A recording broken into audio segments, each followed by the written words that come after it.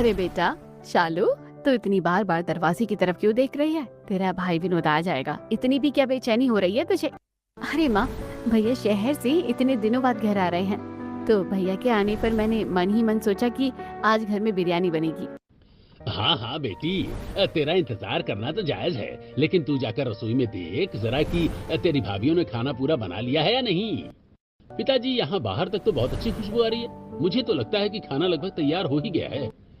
शालू रसोई की तरफ बढ़ती है, जहाँ उसकी दोनों भाभियाँ चूल्हे पर लकड़ियाँ जलाकर खाना पकाने में लगी हुई थी। अरे भाभी, खाना बनकर तैयार हो गया है क्या? आज रसोई से बहुत अच्छी महक आ रही है। क्या क्या बना रही हो आप लोग? हाँ शालू, बस खाना बनने ही वाला है। आज हम बेसन की तरी वाली सब्जी, अरहर की दाल चावल और गर्मा गर्म रोटियां बना रहे हैं। अरे भाभी, आज भैया इतने दिनों बाद शहर से लौट कर आ रहे थे, तो कम से कम आज तो कुछ अच्छा बना लेती। इस झमाझम बरस से चटपटे मौसम में बिरयानी ही बना लेती। शालू, तुम्हें तो अच्छी तरह पता है ना कि बिरयानी में कितना सामान लगता है और वो कितनी महंगी बनती है। आजकल हमारे घर के हालात ऐसे कहाँ हैं कि हम बिरयानी जैसा खाना बना सके। लेकिन तुम बिल्कुल चिंता मत करो नैना जी, ये जो हमने सादा खाना बनाया है ना, ये भी बहुत स्वादिष्ट और प्यार से बना है। भैया को ये बहुत पसंद आएगा। शालू चली जाती है और दोनों बहुएं खाना बनाने में लग जाती हैं। थोड़ी देर बाद बड़ा बेटा विनोद बारिश में भीगता हुआ घर आता है। अरे भैया आ गए, देखिए माँ भैया आ गए। कितनी देर लगा दी आपने आने में, हम सब आपका ही रास्ता देख रहे थे। हाँ छोटे, अब बस बारिश की वजह से रास्ते में थोड़ी देर हो गई। माँ पिताजी आप सब कैसे हैं?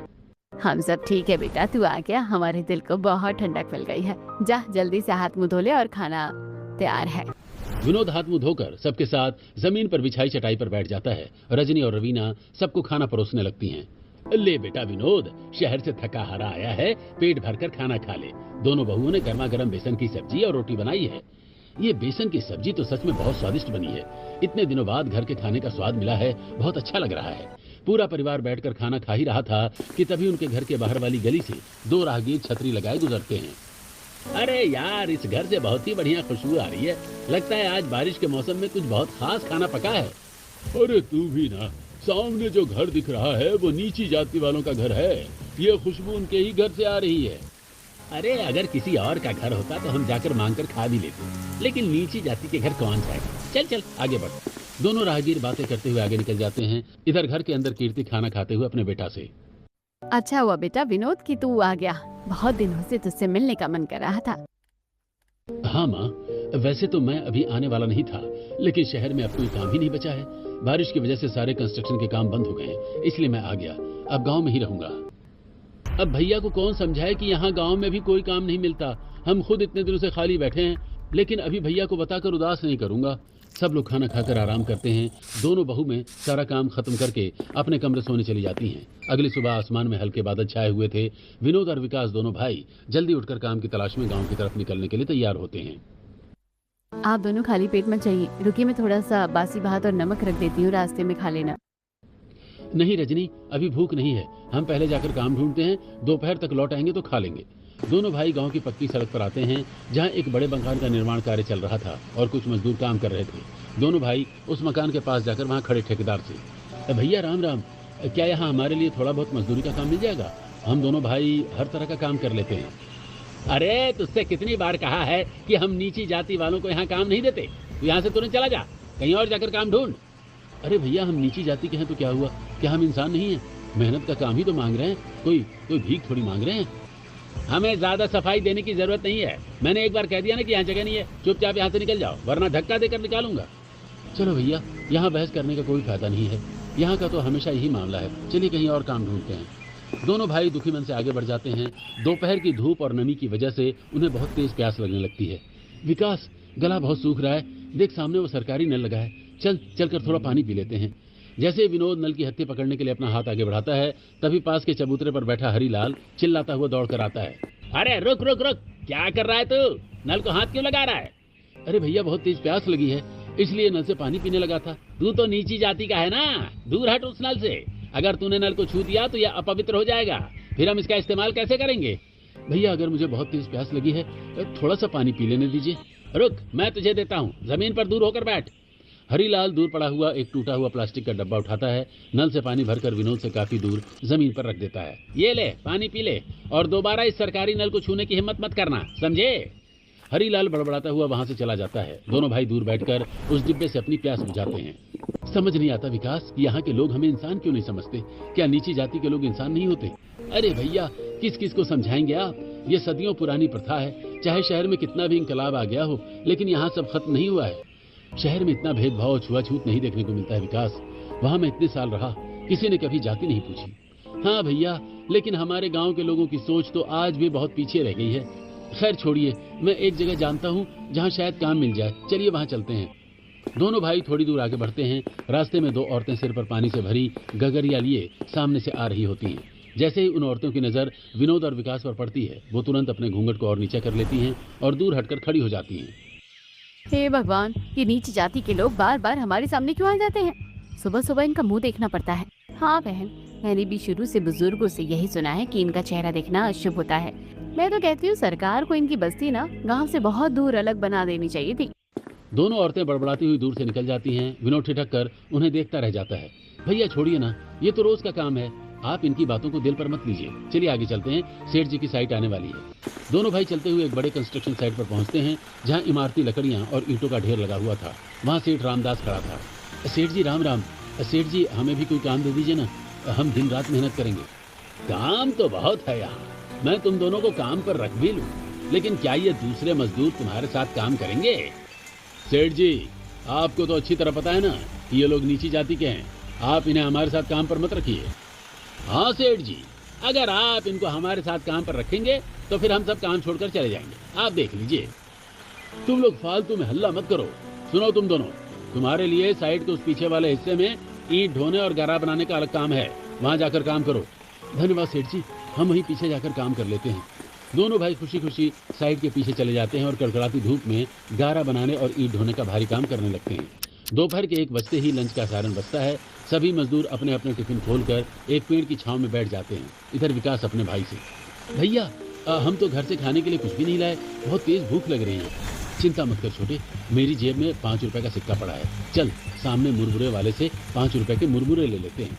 विनोद जाकर 5 रुपए के मुरमुरे खरीद लाता है और दोनों भाई एक कोने में बैठकर थोड़ा थोड़ा मुरमुरा खाने लगते हैं। पास ही बैठे दूसरे मजदूर ठेले से मंगवाई हुई चिकन बिरयानी खा रहे थे, जिसकी तीखी और मसालेदार खुशबू आसपास में फैल रही थी। वाह भैया, कितनी अच्छी और मसालेदार खुशबू आ रही है ना। काश हम भी कभी ऐसी बिरयानी खा पाते। तू उदास मत हो विकास, आज शाम को जो भी मजदूरी मिलेगी हम उसी से अपने घर के लिए बिरयानी लेकर चलेंगे और सब मिलकर खाएंगे। उधर बिरयानी खा रहा जग्गा विनोद और विकास को अपनी तरफ देखा, देखकर गुस्से से, बे ओए, क्या घूर कर देख रहा है इधर? लालच आ रहा है क्या? चुपचाप अपना मुरमुरा खा और जाकर काम में लग। विनोद और विकास चुपचाप मुंह फेर लेते हैं और बचा हुआ मुरमुरा खाकर वापस काम में जुट जाते हैं। शाम को काम खत्म होने पर सभी मजदूर लाइन में खड़े हो जाते हैं। सेठ रामदास सबको 150 रुपए मजदूरी देता है। जब सबसे आखिर में विनोद और विकास का नंबर आता है तो सेठ रामदास उन दोनों की हथेली पर सिर्फ 50-50 रुपए रखता है। अरे सेठ जी, बाकी सब मजदूरों को आपने 150 रुपए दिए और हमें सिर्फ 50-50 रुपए ही क्यों दे रहे हैं? नीची जाति के होकर बहस करते हो। एक तो नीची जाति वालों को काम कोई नहीं देता, ऊपर से मैंने तुम्हें काम दे दिया। ये क्या कम है? नीची जाति वालों की इतनी ही मजदूरी होती है, लेना है तो लो वरना जाओ यहाँ से। विनोद और विकास बिना कुछ बोले चुपचाप 100 रुपए लेते हैं और भारी मन से घर की तरफ लौटने लगते हैं। दोनों भाई दुखी और उदास मन से सड़क पर आगे बढ़ रहे थे। रास्ते में एक बहुत प्रसिद्ध ढाबा पड़ता है, जहाँ से ताजे चिकन बिरयानी की बहुत ही सोंधी खुशबू आ रही थी। देख विकास, कितनी बढ़िया चिकन बिरयानी की खुशबू आ रही है ना। चल आज हम इन 100 रुपए से घर वालों के लिए बिरयानी खरीद कर ही चलते हैं। लेकिन भैया, क्या वो ढाबे वाला हमें बिरयानी देगा? आपको तो पता ही है ना कि यहाँ के लोग हमारे साथ कैसा व्यवहार करते हैं। अरे क्यों नहीं देगा छोटे, हम कोई भीख थोड़ी मांग रहे हैं, हम तो उसे पूरे पैसे दे रहे हैं ना। तू चल मेरे साथ। दोनों भाई उम्मीद भरे कदमों से ढाबे के काउंटर की तरफ बढ़ते हैं। वहाँ केशव चंद काउंटर पर बैठा था और कुछ ग्राहक खड़े थे। दोनों भाइयों को देखकर एक ग्राहक राघव उन्हें पहचान लेता है और सेठ केशव चंद से, अरे केशव चंद जी, जरा देखिए तो ये नीची जाति के लोग आपके ढाबे के अंदर घुसे चले आ रहे हैं, इन्हें भगाइए यहाँ से। अरे ओए, तुम लोग नीची जाति के होकर यहाँ काउंटर के पास क्यों घुसे आ रहे हो? बाहर निकलो, तुरंत बाहर निकलो यहाँ से। सेठ जी गुस्सा मत हुइए, हम तो बस बिरयानी लेने आए थे। ये लीजिए 100 रुपए और हमें 100 रुपए की बिरयानी पैक कर दीजिए। नीची जाति का होकर बिरयानी खाएगा क्या? तुझे पता नहीं है कि नीची जाति के लोगों को अच्छा खाना खाने का अधिकार नहीं होता? चल भाग यहाँ से, कोई बिरयानी नहीं मिलेगी। सेठ जी हम पैसे दे रहे हैं, फिर आप हमें खाना देने से मना क्यों कर रहे हैं? ज्यादा जबान मत चला, चुपचाप यहाँ से चला जा, वरना धक्का देकर बाहर फेंकवा दूंगा। बड़े आए बिरयानी खाने वाले। केशव चंद्र का कड़वा रवैया देखकर दोनों भाई निराश हो जाते हैं और खामोशी से वहां से पीछे हट जाते हैं। मैंने आपसे कहा था ना भैया, यहाँ के तो यही नियम है, आप उनकी बातों को दिल पर मत लगाइए, चलिए घर चलते हैं। दोनों भाई वहां से आगे बढ़ जाते हैं। तब विनोद, बात दिल पर लगाने की नहीं है विकास, लेकिन अब हम घर क्या लेकर जाएं? घर पर सब आस लगाए बैठे होंगे कि कुछ लाएंगे। ऐसा करते हैं भैया, पहले लाला की दुकान से थोड़ा जाए। दोनों भाई पास में ही स्थित लाला की परचून की दुकान पर पहुंचते हैं। लाला काउंटर पर बैठा बही खाता देख रहा था। लाला जी राम राम, 50 रुपए की अरहर की दाल और थोड़ा सा चावल दे दीजिए। हाँ हाँ रुक, पन्नी में भर देता हूँ, दूर खड़ा रहे। लाला दाल और चावल को पॉलिथीन की थैली में बांधकर काउंटर से काफी दूर जमीन पर रख देता है और पीछे हट जाता है। यह काउंटर को मत छूना, जमीन पर रखा है, वहीं से उठा ले और पैसे भी वहीं जमीन पर रख दे। विनोद चुपचाप जमीन से थैली उठाता है और पैसे वहीं रखकर आगे बढ़ जाता है। अब उनके पास सिर्फ 30-40 रुपए बचे थे। विकास देख, सामने वो गोभी की रेहड़ी लगी है, थोड़े से पैसे बचे हैं, चल गोभी खरीद लेते हैं, घर में सब्जी बन जाएगी। हाँ भैया, गोभी ले लेते हैं, कम से कम घर वाले सब साथ मिलकर खा तो लेंगे। दोनों भाई गोभी खरीद कर शाम ढले घर लौटते हैं। घर के अंदर शालू अपनी माँ कीर्ति से बातें कर रही थी। माँ, तुम्हें पता है, इस झमाझम बरसते पानी में आसपास के सब लोग ढाबे से गर्मा गर्म बिरयानी ला ला कर खा रहे हैं और एक हमें बिरयानी देखने को भी नहीं मिलती। अरे बेटा शालू, तो बिरयानी का नाम ले लेकर सबका लालच क्यों बढ़ा रही है? जाने दे, बिरयानी जैसी चीजें हमारी किस्मत में हैं कहाँ। तभी विनोद विकास हाथ में थैला लिए अंदर आते हैं। अरे आप लोग आ गए, राशन ले आए ना? लाइए मुझे दे दीजिए, मैं जल्दी से रात का खाना बना देती हूँ। हाँ रजनी, ये दाल चावल और थोड़ी सी गोभी लाए हैं, ले जाओ और रसोई में बना लो। रजनी और रवीना थैला देखकर रसोई में जाती हैं। रसोई में गोभी को देखकर दोनों आपस में बातें करने लगती हैं। दीदी, हमारा परिवार बिरयानी खाने के लिए कितना तरस रहा है ना, पर हमारी गरीबी में बिरयानी कहाँ नसीब होगी। कोई बात नहीं रवीना, बिरयानी तो नहीं बना सकते, लेकिन चलो इस गोभी की मसालेदार सालन वाली सब्जी और चावल बना लेते हैं, सब बहुत खुशी से खाएंगे। दोनों बहुएं चूल्हा जलाकर गोभी की तरीदार सब्जी बनाती हैं और गर्मा गर्म चावल भी बनाती हैं। फिर वो गोभी की सब्जी और चावल हॉल में चटाई पर बैठे सभी लोगों को परोस देती हैं। पूरा परिवार जमीन पर बैठकर खाना खाने लगता है। बाहर बारिश और तेज हो चुकी थी। वाह भाभी, ये गोभी की सालन वाली सब्जी और चावल बहुत ही स्वादिष्ट लग रहे हैं, बिल्कुल बिरयानी जैसा स्वाद आ रहा है। बिरयानी भी शायद ऐसी ही लगती होगी ना?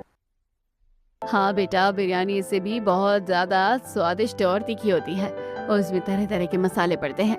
गांव वाले भी कितने निर्दयी है ना माँ जी, वो ऐसा सोचते हैं कि नीची जाति के लोग अच्छा खाना नहीं खा सकते, वरना कभी ना कभी तो हम भी अपनी गरीबी में बिरयानी खरीद कर खा ही लेते। अरे छोड़ो इन सब बातों को बेटा, जो मिला है ईश्वर का शुक्र अदा करके खुशी खुशी खा लो। पूरा परिवार खाना खाता है और बैठकर बातें करता है। तभी अचानक छत से पानी की बड़ी बड़ी बूंदें टपकने लगती हैं और घर के अंदर पानी भरने लगता है। हे भगवान, ये छत इस बार भी रिपेयर नहीं हो पाई है। इस तेज बारिश में पूरा पानी घर के अंदर ही आ रहा है। माँ जी, पिताजी, आप लोग इस चारपाई पर ऊपर बैठ जाइए, हम बाकी लोग बर्तन लगाकर पानी बाहर निकालते हैं। कीर्ति और कमलेश हॉल में रखी चारपाई पर बैठ जाते हैं और घर के सभी सदस्य बाल्टी और कटोरे लेकर पानी बाहर फेंकने में जुट जाते हैं। लेकिन बाहर मूसलाधार बारिश की वजह से पानी लगातार अंदर आ रहा था। ओफो, अभी इस तेज बारिश में कुछ नहीं हो सकता, रात भर पानी ऐसे ही भरेगा। लगता है सुबह ही पूरा पानी साफ करना पड़ेगा। माँ जी, पिताजी, आप दोनों इस चारपाई पर सो जाइए, हम सब बैठकर ही पूरी रात काट लेंगे। कीर्ति और कमलेश चारपाई पर बैठ जाते हैं, जबकि दोनों भाई बहुएं और शालू चारपाई के किनारे बैठकर पूरी रात जागकर गुजारते हैं। अगली सुबह बारिश थम जाती है और हल्की धूप निकल आती है। घर के सभी लोग मिलकर जल्दी जल्दी बाल्टियों से पानी बाहर फेंकते हैं। उसके बाद दोनों बहुएं फर्श को सूखे कपड़े से सुखाकर चटाई बिछाती हैं और सभी लोग बैठ जाते हैं। पानी तो बाहर निकल गया, मैं रसोई में जाकर देखती हूँ कि सुबह के नाश्ते के लिए क्या बचा है। रजनी रसोई में जाती है और दाल चावल की खिचड़ी बनाती है। फिर दोनों बहुएं मिलकर हॉल में बिछी चटाई पर सभी के लिए खाना परोस देती हैं। सभी लोग खाना खाते हैं। दीदी, सुबह का तो काम चल गया, लेकिन शाम के लिए घर में राशन का एक भी दाना नहीं बचा है। और बाहर भी काम तो नहीं मिल रहा है। कल सेठ जी ने बहुत कम मजदूरी दी थी, इतने कम पैसों में घर का खर्च और छत की मरम्मत कैसे होगी?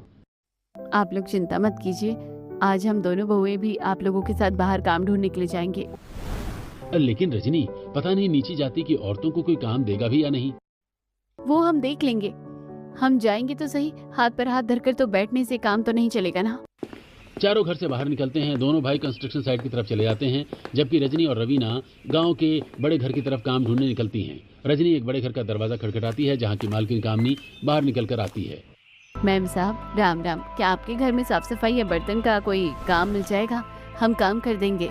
साफ सफाई का काम? तुम तो नीची जाति की हो ना, तुम्हें अपने घर के अंदर कौन घुसने देगा? कोई बात नहीं मैम साहब, अगर अंदर का काम नहीं दे सकती तो देखिए आपके बगीचे में बहुत घास उगाई है, आप कहें तो हम बगीचे की सफाई कर देते हैं। ठीक है, बाहर बाहर बगीचे की घास और झाड़ियों की सफाई कर दो। दोनों बहुएं बगीचे में जाकर कैंची और खुरपी से घास और फालतू झाड़ियों की छटाई करने लगती हैं। थोड़ी देर बाद कामनी अपने हाथ में एक प्लेट में गर्मा गर्म चिकन बिरयानी लेकर आती है और बगीचे में लगी कुर्सी पर बैठकर खाने लगती है। तुम लोगों के भरोसे अगर काम छोड़ दूंगी तो काम ठीक से नहीं होगा, और मुझे भूख लगी थी तो सोचा यहाँ बैठकर खाना भी खा लूंगी और तुम लोगों पर नजर भी रख लूंगी। चलो चलो जल्दी हाथ चलाओ। बिरयानी की तीखी खुशबू हवा में फैलती है, जिसे सूंघकर रजनी और रवीना की भूख बढ़ जाती है। रवीना, कितनी अच्छी खुशबू आ रही है ना बिरयानी की। मुझे तो वैसे ही भूख लगी थी, अब तो 10 गुना ज्यादा भूख बढ़ गई है। हाँ दीदी, लेकिन क्या करें, हमारी किस्मत में बिरयानी कहाँ लिखी है। क्यों नहीं लिखी है हमारी किस्मत में?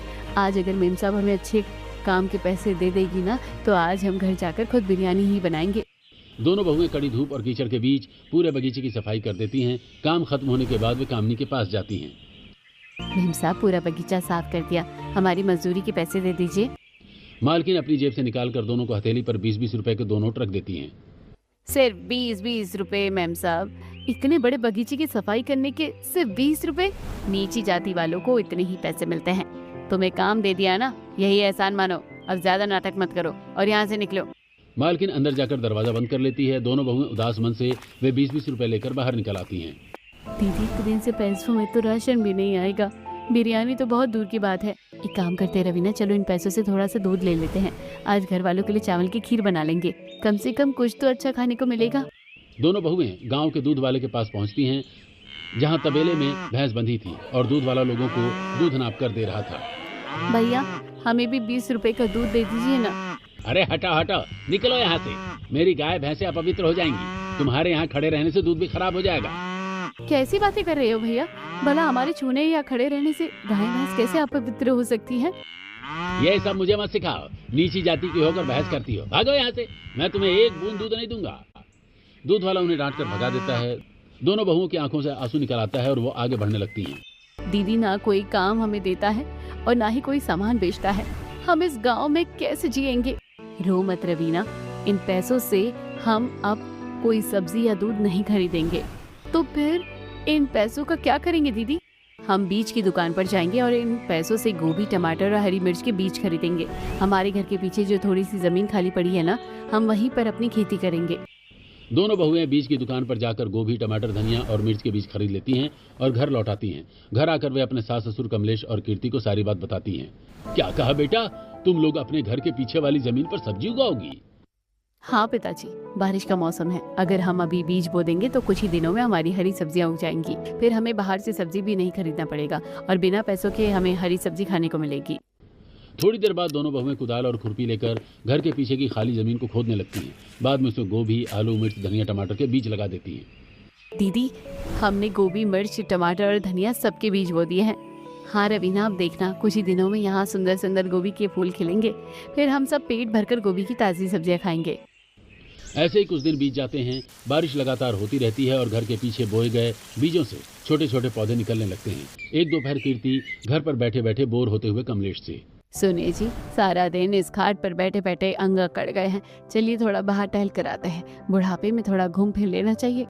सही कह रही हो भाग्यवान, कुछ तो इस बुढ़ापे ने तोड़ दिया है और कुछ इस गरीबी और छुआछूत ने। चलो थोड़ा टहल आते हैं। दोनों घर से निकलकर गांव की गली में टहलने निकलते हैं। रास्ते में एक आदमी ठेले पर गर्मा गर्म अंडा बिरयानी बेच रहा था। गर्मा गर्म अंडा बिरयानी लो भाई, बारिश के मौसम में तीखी और मसालेदार बिरयानी खाओ।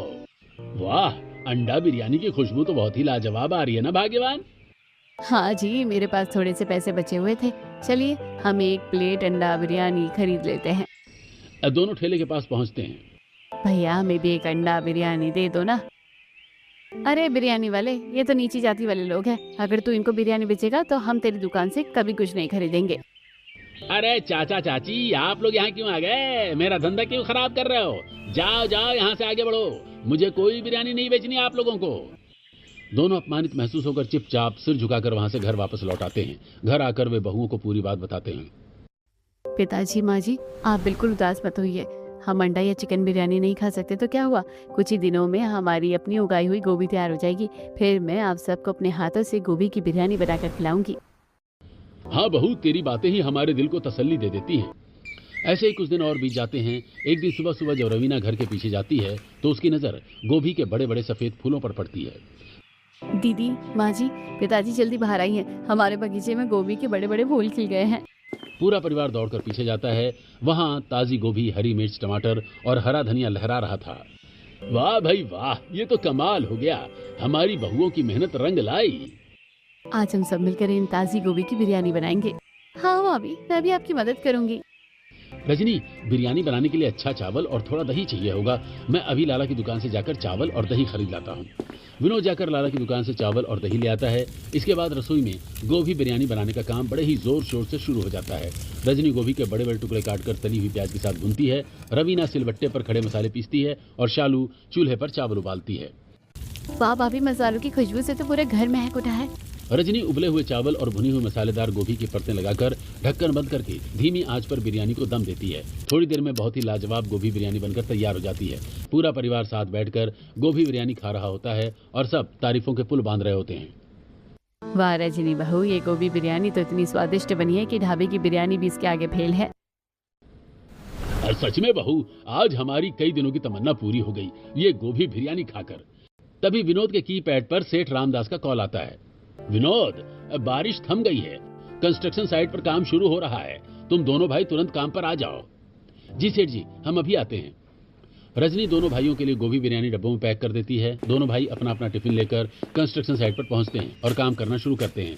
ऐसे ही दोपहर के 1 बज चुके थे। लंच टाइम होता है और सभी मजदूर अपनी अपनी कुदाल और तसला रखकर खाना खाने बैठ जाते हैं। विनोद और विकास भी एक पेड़ के नीचे बैठकर गोभी बिरयानी खाने लगते हैं। गोभी बिरयानी की सौंधी खुशबू आसपास फैलने लगती है। वहीं थोड़ी दूर पर बैठे कुछ मजदूर आपस में बातें करते हुए, अरे वाह, ये कैसी खुशबू आ रही है, ऐसा लग रहा है जैसे कोई बहुत ही बढ़िया बिरयानी खा रहा हो। हाँ भाई भीमा, लेकिन खुशबू तो नीची जाति वालों के टिफिन की तरफ से ही आ रही है, लगता है आज वे भी कुछ खास बना कर लाए हैं। हाँ भाई जग्गा, लगता है वही कहावत आज बिल्कुल सच साबित हो रही है कि चमार के घर खीर पकी, भला आपने किस काम की। सभी मजदूर जल्दी जल्दी अपना खाना खत्म करते हैं और वापस अपने अपने काम में जुट जाते हैं। सेठ रामदास साइट का मुआयना करने के लिए नई दीवार के पास से गुजर रहा होता है। अचानक तेज हवा के साथ बारिश की फुहारें शुरू हो जाती हैं और ऊपर की दीवार की कच्ची ईंटें खिसकने लगती हैं और एक ईंट का ढेर और गारा सीधे सेठ रामदास के ऊपर गिर पड़ता है। सेठ रामदास मलबे के नीचे दब जाता है और दर्द से चीखने लगता है, अरे बचाओ, मर गया, कोई तो बचाओ मुझे, मलबे के नीचे दब गया हूँ, बचाओ। दुर्घटना होते ही साइड पर अफरा तफरी मच जाती है। एक तरफ ऊंची जाति के मजदूर खड़े थे और दूसरी तरफ विनोद और विकास नीची जाति के मजदूरों के साथ खड़े थे। अरे भाई, सेठ जी तो मलबे के नीचे दब गए हैं, कोई जाकर उन्हें बचाओ। कौन बचाएगा भाई, ऊपर की दीवार पूरी तरह जर्जर हो चुकी है, बारिश में इतना कीचड़ और फिसलन है, अगर हम वहां गए तो दीवार हमारे ऊपर गिर जाएगी और हम भी दब जाएंगे, हम तो नहीं जाएंगे। कोई भी ऊंची जाति का मजदूर आगे बढ़ने की हिम्मत नहीं दिखाता। तभी विनोद तसला फेंक कर आगे बढ़ने लगता है। विकास चल, सेठ जी मलबे के नीचे दबे हैं, हमें उन्हें तुरंत बाहर निकालना होगा। अरे विनोद, मत जा उधर, तुझे नहीं पता कि हम नीची जाति के लोग हैं, अगर तूने सेठ जी को छू लिया तो गांव के सरपंच हमें गांव से ही बाहर निकाल देंगे। भाई, किसी की जान बचाने से बढ़कर दुनिया में कोई धर्म या जाति नहीं होती। अगर सरपंच जी हमें निकाल भी देंगे तो हम चले जाएंगे, लेकिन किसी को अपनी आंखों के सामने मरते हुए नहीं छोड़ सकते। विनोद और विकास बिना अपनी जान की परवाह किए तेजी से मलबे के पास पहुंचते हैं और अपने हाथों से ईंट और मिट्टी हटाने लगते हैं। दोनों भाई कड़ी मेहनत करके कुछ ही मिनटों में सेठ रामदास को सुरक्षित मलबे से बाहर खींच लाते हैं। अरे भाई, इन्होंने तो अपनी जान जोखिम में डालकर सेठ जी को बचा लिया। जल्दी करो भाई, सेठ जी के पैर में चोट आई है, इन्हें तुरंत अस्पताल ले जाने का इंतजाम करो। कुछ मजदूर रामदास को उठाकर अस्पताल ले जाते हैं। विनोद और विकास थके हुए मिट्टी से सने हाथों के साथ अपने घर लौटाते हैं। घर पहुंचकर दोनों भाई पूरी घटना अपने माता पिता और पत्नियों को बताते हैं। हे भगवान, बेटा तुमने सेठ की जान बचाकर तो पुण्य का काम किया है, लेकिन अब न जाने गांव के लोग और सरपंच क्या करेंगे, कहीं छुआछूत के चक्कर में गांव से ना निकाल दे। माँ जी सही कह रही है बेटा, लेकिन जो होगा देखा जाएगा, किसी की जान बचाना कोई पाप नहीं होता। ऐसे ही 2-3 दिन बीत जाते हैं। एक दिन सुबह कमलेश का परिवार घर में बैठा बातें कर रहा था कि तभी एक आदमी उनके घर आकर, कमलेश जी, आपको, आपके दोनों बेटों और दोनों बहुओं को सेठ रामदास जी ने अपने घर पर तुरंत बुलाया है। हरिया ऐसा कहकर चला जाता है। तब कीर्ति परेशान होते हुए, हे भगवान, वही हुआ जिसका डर था, लगता है सेठ जी ने सरपंच से शिकायत कर दी है कि मेरे बेटों ने उन्हें छू लिया था। माँ आप डरिए मत, जो होगा हम सामना करेंगे, हमें वे गांव छोड़ने को कहेंगे तो हम शहर चले जाएंगे। पूरा परिवार सेठ रामदास के घर पहुंचता है। वहां गांव के सरपंच और कई और लोग पहले से मौजूद थे। राम राम सरपंच साहब, राम राम सेठ जी, आपने हमें बुलाया। आइए कमलेश जी, आप सब अंदर आइए। वे लोग अंदर जाकर कुर्सियों पर बैठ जाते हैं। तब रामदास सभी लोगों से, जैसा कि आप लोग जानते हैं कि एक बहुत बड़ा हादसा होने से टल गया, अपनी जान बचाने की खुशी में मैंने आज आप सभी लोगों को खाने पर आमंत्रित किया है। बहुओं, रजनी और रवीना, जाओ आज मेरे घर की रसोई में जाकर हमारे सभी मेहमानों के लिए खाना तुम दोनों ही बनाओगी। ये आप क्या कर रहे हैं सेठ जी? ये दोनों औरतें नीची जाति की हैं। अगर ये रसोई में खाना बनाएंगी तो हम लोग नीची जाति के हाथ का बना खाना कैसे खाएंगे? हाँ रामदास, गांव की रीति रिवाज का भी तो ध्यान रखो। नीची जाति वालों से खाना बनवाना सही नहीं होगा। सरपंच साहब और आप सब गांव वाले मेरी बात ध्यान से सुनिए। नीची जाति के हैं तो क्या ये इंसान नहीं है? जब मैं मलबे के नीचे दबा हुआ घुट घुट कर मर रहा था तब ये दोनों भाई ही आगे आए थे। अगर उस वक्त इन्होंने छुआछूत और जाति पाति के बारे में सोचा होता तो मैं आज जिंदा नहीं होता। जब ऊपर वाले ने हम सबको एक जैसा खून और शरीर दिया है तो फिर हम इंसानियत को छोड़कर जाति पाति का ढोंग क्यों करते हैं? सेठ रामदास की बात सुनकर सरपंच और वहां मौजूद सभी गांव वालों का सिर शर्म से झुक जाता है। सेठ जी, आप बिल्कुल सही कह रहे हैं। हमारी आंखें खुल गई। आज से हम ये छुआछूत का और भेदभाव बिल्कुल खत्म करते हैं। बहुओं, बताओ आज तुम सब गांव वालों के लिए क्या बनाकर खिलाओगी? सेठ जी, हमें तो गोभी की बिरयानी बनाने में महारत हासिल है। अगर आप सामान दे दे तो हम सबके लिए गोभी बिरयानी ही बनाएंगे। बहुत बढ़िया। आज पूरे गांव के लोग बहुओं के हाथ की बनी गोभी बिरयानी ही खाएंगे। रजनी और रवीना सेठ जी की रसोई में जाकर बड़े ही चाव से प्यार से गोभी बिरयानी तैयार करती हैं। पंगत बैठती है। सरपंच, सेठ रामदास, भीमा, जग्गा और पूरा गांव एक साथ बैठकर रजनी और रवीना के हाथों की बनी गर्मा गर्म गोभी बिरयानी खाते हैं। वाह भाई वाह, ये गोभी बिरयानी तो इतनी स्वादिष्ट बनी है कि हमने आज तक ऐसा स्वाद कभी नहीं चखा। आज तक हम इन्हें जाति से पहचानते थे, लेकिन आज से पूरा गांव इन्हें इनके स्वाद से पहचानेगा। आप टिफिन सर्विस जरूर शुरू कर दीजिए। जरूर भीमा भैया, हम सब मिलकर ये टिफिन सर्विस जरूर शुरू करेंगे। पूरा गांव खुशी खुशी गोभी बिरयानी का लुत्फ उठाता है।